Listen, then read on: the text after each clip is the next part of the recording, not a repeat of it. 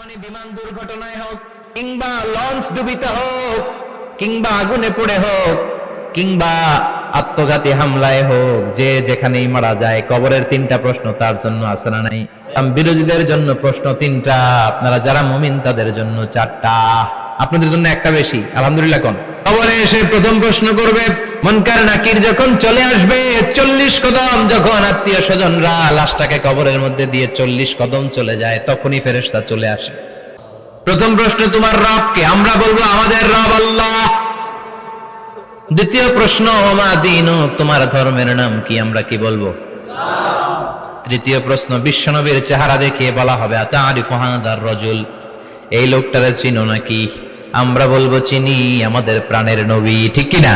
জন্য অতিরিক্ত আরেকটা প্রশ্ন করা হবে, ওয়ামা ইলমুক, তোমার নলেজ কি?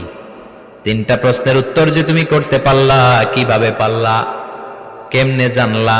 নকল করে বলছো নাকি জেনে বুঝে আসছো? নকল হয় না? ফেরেশতারা বলবে নকল করছো নাকি? কেমনে জানলা? তিনটা প্রশ্নের উত্তর তুমি কেমনে বললা? আল্লাহ তোমার রব, ইসলাম তোমার ধর্ম, এই লোকটা বিশ্বনবী, কেমনে চিনলা?